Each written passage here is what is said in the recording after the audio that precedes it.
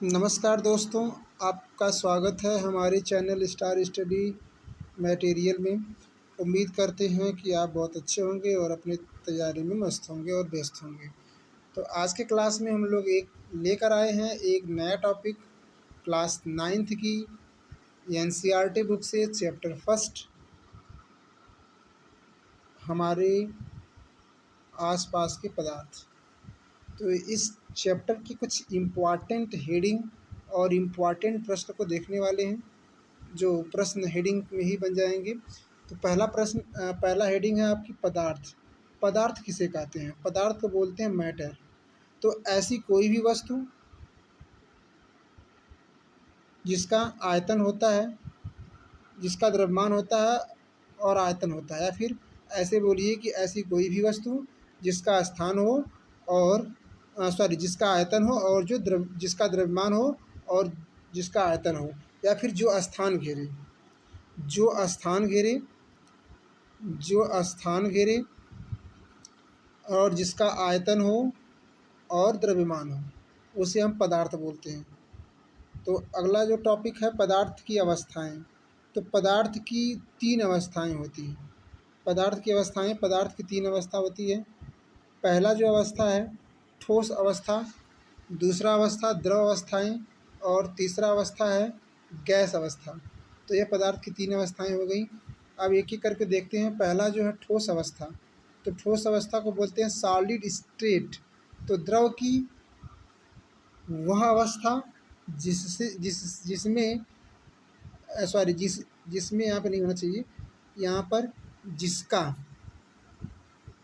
आकार और आयतन निश्चित हो, वह अवस्था जिसका आकार और आयतन निश्चित हो ठोस कहलाता है। तो द्रव की वह अवस्था जिसका आकार और आयतन निश्चित हो ठोस कहलाता है।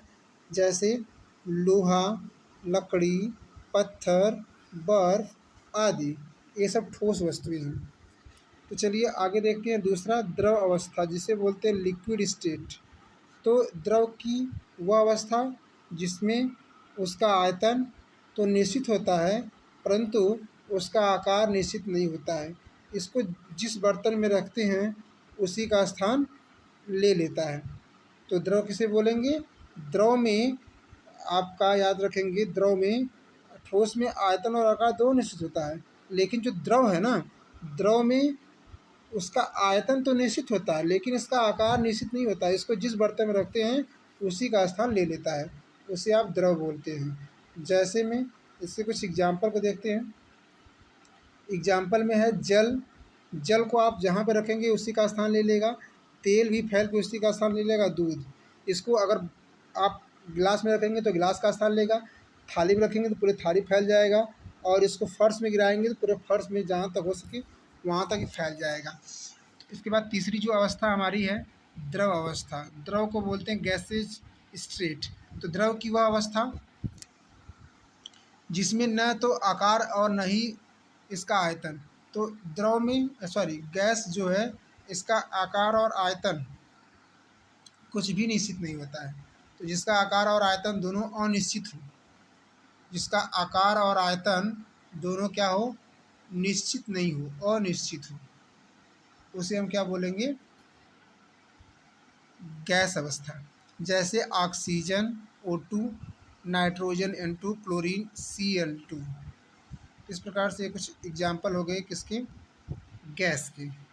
अगला आपका पॉइंट है क्वथनांक, जिसे बोलते हैं बॉइलिंग पॉइंट। वायुमंडलीय दाब पर वह तापमान जिस पर कोई द्रव उबलने लगता है उसका क्वथनांक कहलाता है। तो जिस पर कोई द्रव उबलने लगता है क्वथनांक कहलाता है। जल के लिए यह तापमान या क्वथनांक 373 केल्विन होता है।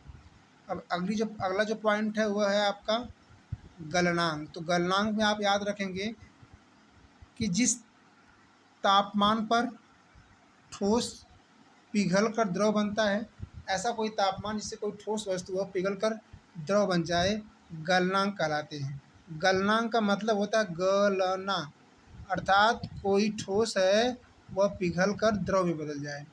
और इसके बाद जो अगला पॉइंट है उसमें आप समझेंगे हिमांक। तो हिमांक किसे कहेंगे? कोई पदार्थ जिसका कोई पदार्थ जिस निश्चित ताप पर ठोस अवस्था से द्रव अवस्था में परिवर्तित हो जाए उसे हिमांक बोलेंगे। हिमांक मतलब जमना। तो जमना कब जमेगा? कोई ठोस रहेगा, ठोस से यह बनेगा द्रव, ठोस अवस्था से द्रव अवस्था में परिवर्तन को क्या बोलेंगे? हिमांक।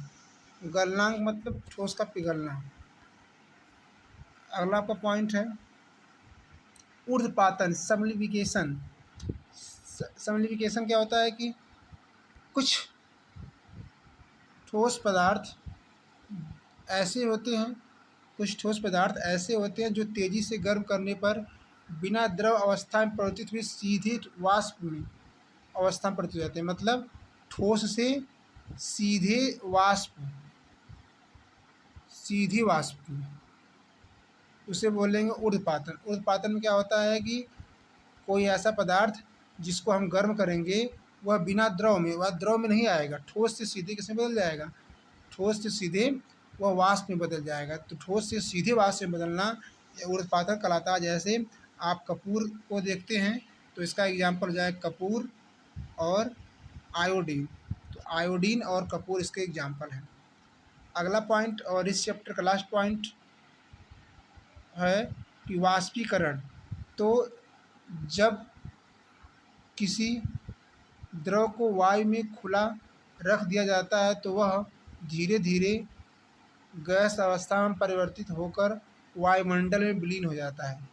तो जब देखते हो कि बरसात के समय में जब कोई बारिश होता है तो हमारे घर और द्वार पर, खेत खलिहान में ढेर सारे जल एकत्रित हो जाते हैं और जैसे ही धूप निकलती है वह वाष्प बनकर धीरे धीरे करके उड़ जाता है। यह द्रव को कहीं खुले स्थान पर छोड़ते हैं तो वाष्प बनकर धीरे धीरे उनका उड़ना, गैस में परिवर्तित होना, ये वाष्पीकरण कराता है और ये क्रिया बहुत धीरे धीरे होती है। इस प्रकार से। और आपका है तापमान को सेल्सियस में बदलना। तो याद रखना जब भी किसी तापमान को सेल्सियस बदलेंगे तो हम सबसे पहले केल्विन तापमान यानी जो भी दिया रहेगा उसको -273 कर देंगे तो सेल्सियस बदल। जैसे आपके पास 300 की तो 300 की -273 कर देंगे या 27 सेल्सियस आ जाएगा। यानी सेल्सियस से केल्विन से सेल्सियस में बदलने के लिए मुझे -273 करना पड़ता है। जैसा कि यहाँ पे -273 किया गया है। यहाँ पे 300 है, 300 -273 का 27 आ जाएगा। उसी प्रकार से 573 है तो आप देख पा रहे हो कि 573 को 273 करेंगे तो आएगा 300। और ये 573 केल्विन था तो इसको बदलेंगे सेल्सियस में हो जाएगा 300 सेल्सियस। सॉरी, हाँ 300 सेल्सियस रहेगा। केल्विन को सेल्सियस बदलने के लिए -273 करते हैं। तो इस प्रकार से हमारा जो आज का ये चैप्टर था छोटा सा, हमारे आसपास का पदार्थ, ये समाप्त होता है। पूरा वीडियो देखने के लिए बहुत बहुत धन्यवाद। ये वीडियो कैसी लगी इसे कमेंट बॉक्स में ज़रूर बताना और वीडियो अच्छी लगी तो आप अपने दोस्तों के साथ इसे ज़रूर शेयर करिए ताकि वो भी इसका लाभ उठा पाएँ। तो मिलते हैं किसी अगले वीडियो में, तब तक के लिए धन्यवाद।